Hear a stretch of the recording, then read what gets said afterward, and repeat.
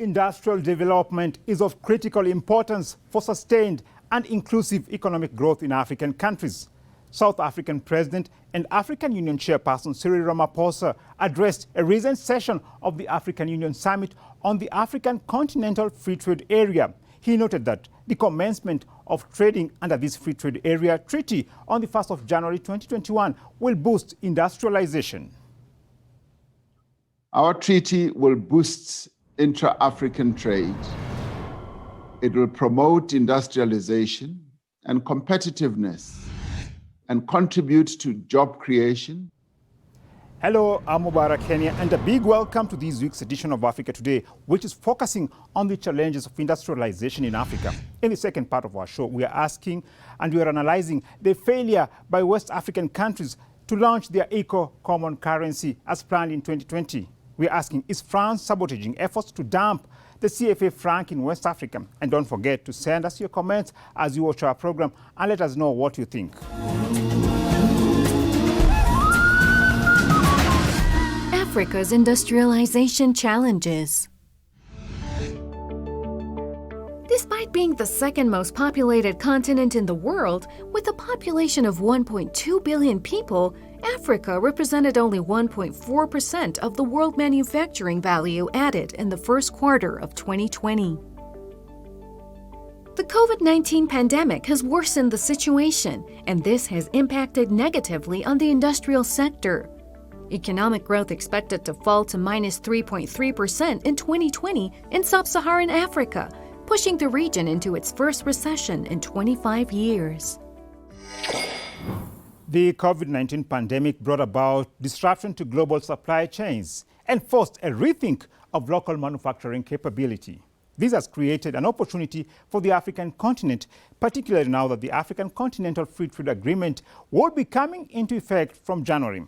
Speaking at an African Free Trade Agreement business forum in Kigali, Rwandan President said the agreement is expected to spur manufacturing in the continent. This agreement is about trade in goods and services. These are the kinds of complex products that drive high-income economies. African workers adding value in Africa, services offered by African professionals using the latest technologies, manufactured goods that are made in Africa. Now, the path towards industrialization in Africa, however, faces a myriad of challenges. To discuss this, we are joined by Joseph Ochieno, a writer and an African affairs analyst. Thanks a lot for your time, Mr. Ochieno. Now, why has Africa failed to industrialize despite being the source of a huge chunk of raw materials used in industrialized countries? I think there are very many reasons, but mostly historical.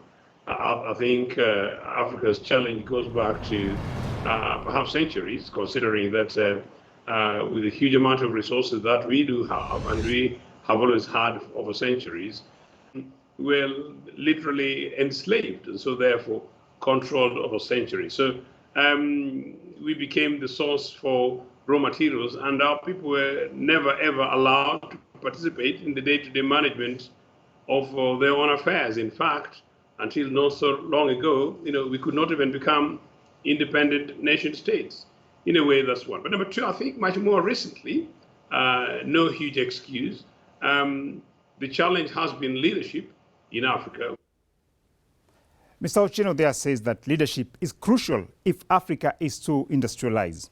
Well, Rwanda seems to be providing some leadership. This East African country banned second-hand clothes imports, mainly from the United States, in 2018. The ban was aimed at boosting its textile industry. Now, as a result, the U.S. ended Rwanda duty-free export privileges.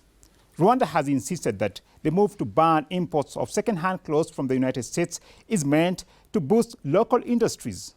We want to achieve two goals in the country. One of them is to really support the local producers because they're there.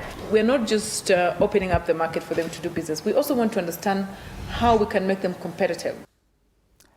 Mr. Ochieno, how have imports from Western countries been a major impediment to the development of African industries?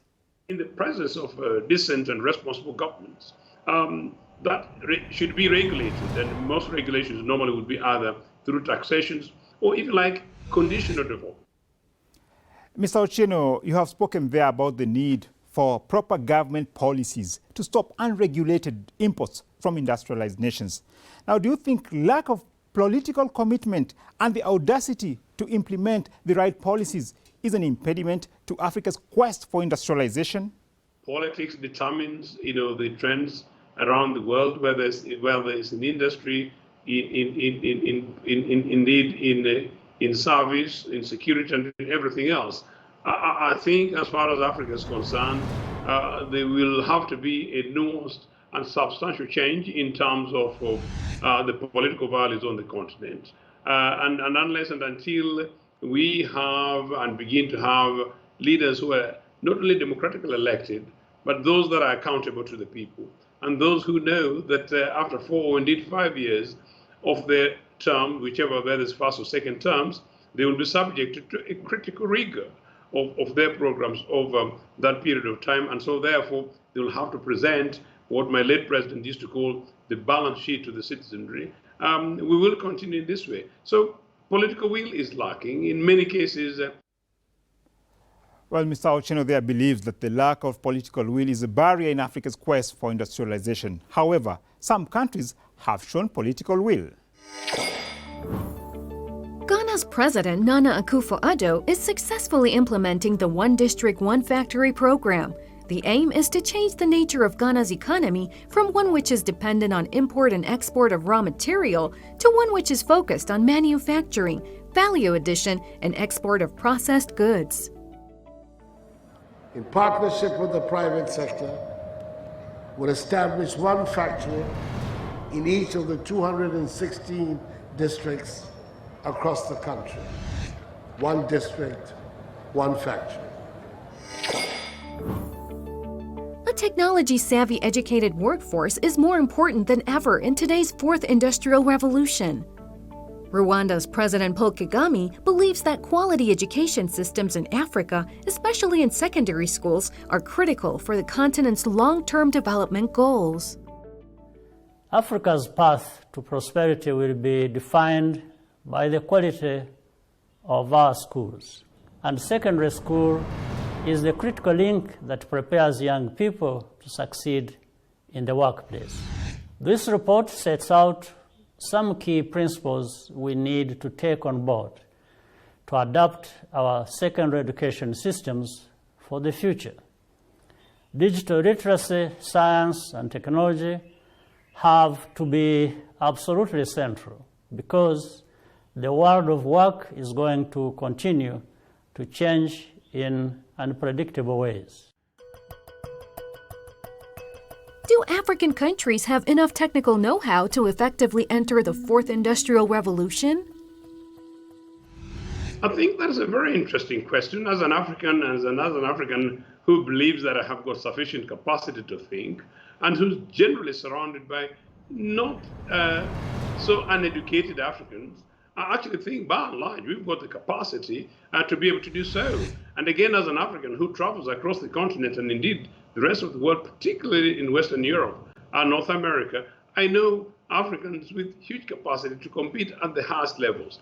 I think that is possibly not the issue. The issue is whether or not today our educational systems on the continent are geared sufficiently enough to train and to capacitate and to equip the young Africans, particularly the young graduates on the African continent, and the next sets of skills in terms of equipping post-educational post, if you like, initial trainings with sufficient skills to compete in the global market. I think that part of it is a problem.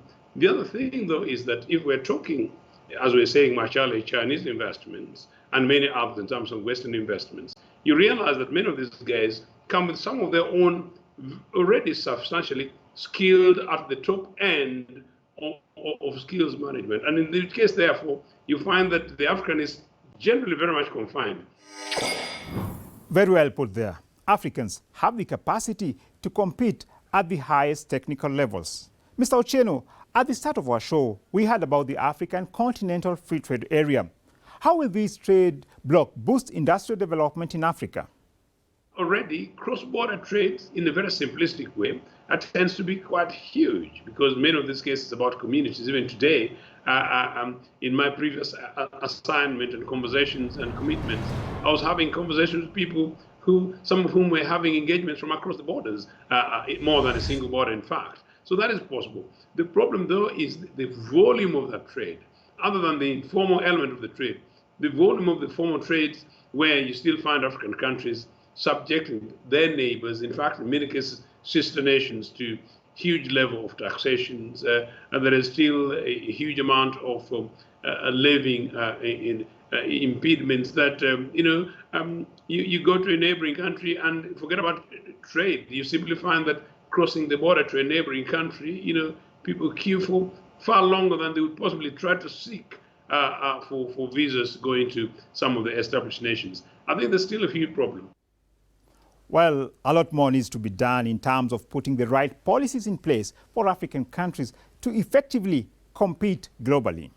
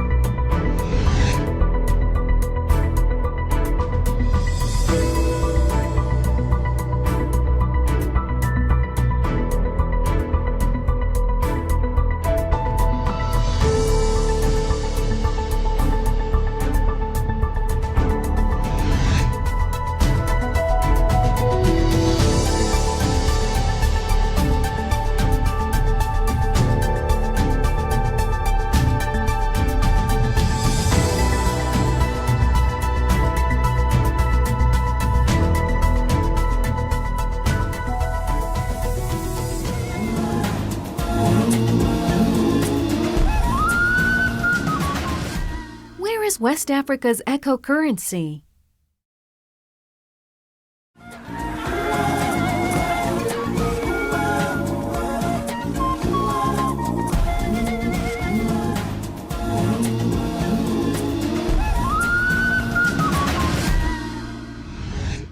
The decision by 8 mainly Francophone West African countries to abandon the CFA currency that they have been using since before their independence from France was touted as the end of French stranglehold on the region.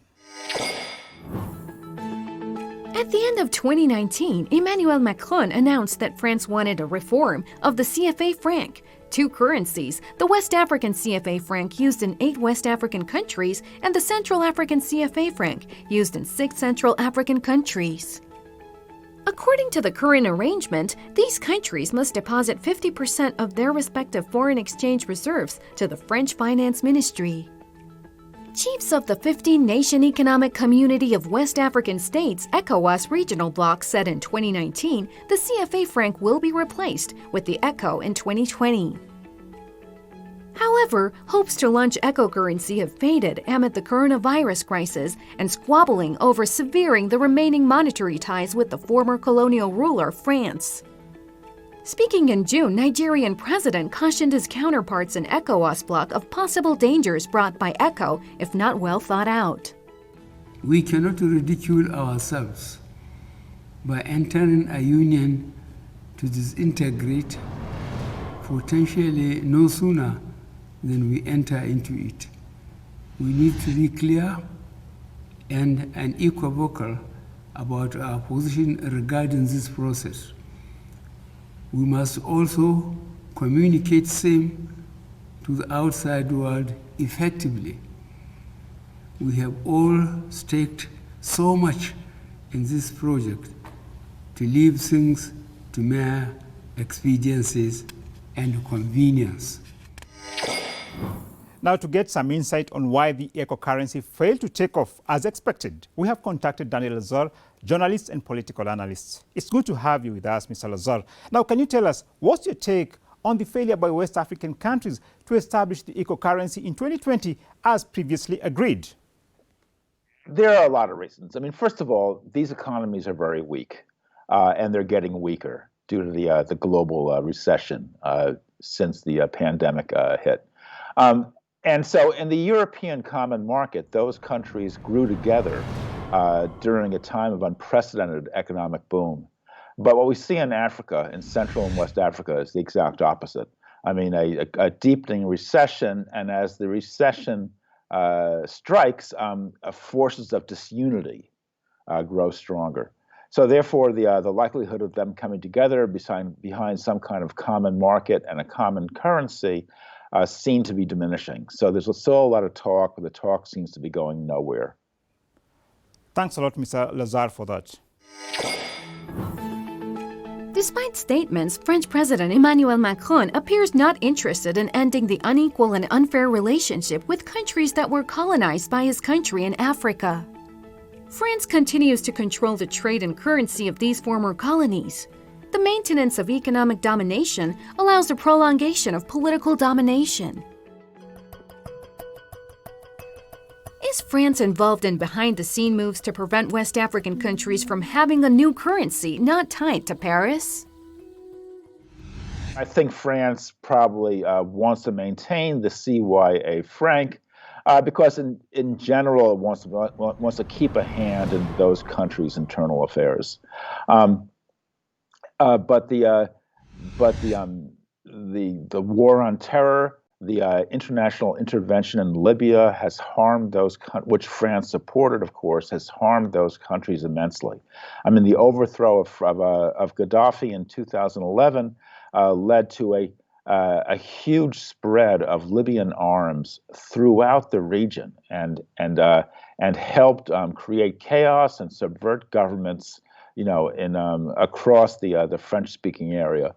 So France's policies, not only its currency policies, but its broader policies in support of in the global war on terror, have just wreaked enormous damage, have imposed enormous damage on those countries.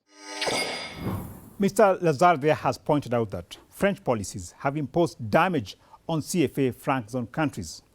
By the way, the lowest ranking countries in the 2019 UNDP Human Development Index, namely Chad, the Central African Republic and Niger, are in the CFA franc zone. Clearly, reliance on France comes with a heavy price for these resource-rich countries. Mr. Lazar, why do governments in this region lack political resolve to disentangle their nations from French monetary imperialism? Well, I'm just skeptical of any attempt to put all the blame on the currency question.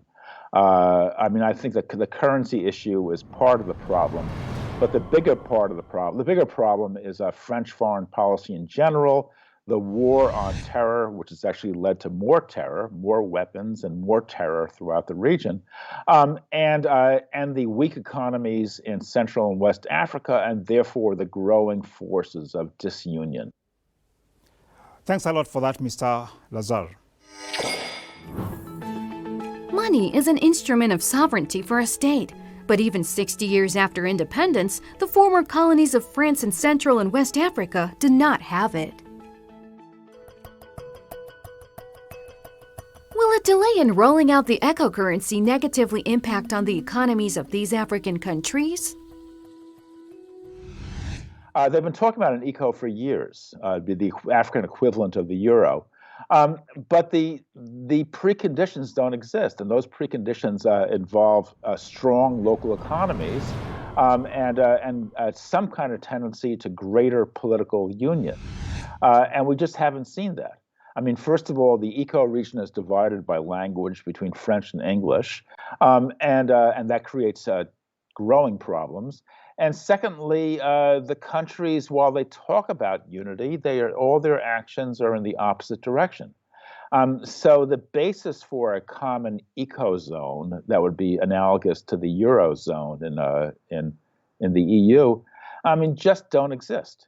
And you can't regard currency as a kind of a magic wand or an electric switch that you can flick on and off. You have to have years of political foundation laying before that is even possible. While some countries in West Africa have expressed reservations on the single currency in the region, in June, Gambia President Adama Barrow addressed his colleagues in a virtual meeting. He said his country remains committed to the revised roadmap of the ECOWAS Monetary Cooperation Program. I will emphasize here that the Gambia remains committed to the revised roadmap of the ECOWAS Monetary Cooperation Program. This commitment has been translated into sustained improvements on achieving the set of macroeconomic convergence criteria. Since 2017, the Gambia has constantly achieved 3 of the 4 primary convergence criteria, missing only the budget deficit criterion. What needs to be done to speed up the establishment of the eco currency? I mean, when you saw the establishment of a common market in Europe in 1948, I believe it was, the economies were growing, the countries were coming together in a new burst of democracy in the wake of the defeat of Nazi Germany. Strong democratic institutions were being developed, and those all came together to form a European common market, which eventually grew into the EU and the Eurozone. So you just can't turn these processes on and off like with a flick of a switch. You've got to lay a strong political foundation, and that's not happening. That would require a huge change in political circumstances in Central and West Africa. It would require basically a democratic revolution, and that simply is not taking place.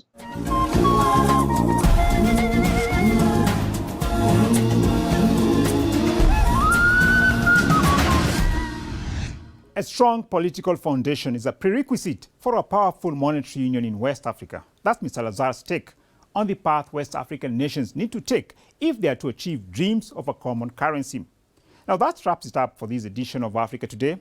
Thanks a lot for watching, and we look forward to your comments and suggestions on what you would like to see covered here at Africa Today. On behalf of the entire Africa Today team, I would like to thank you all for watching. And until next time, it's goodbye from me, and God bless you.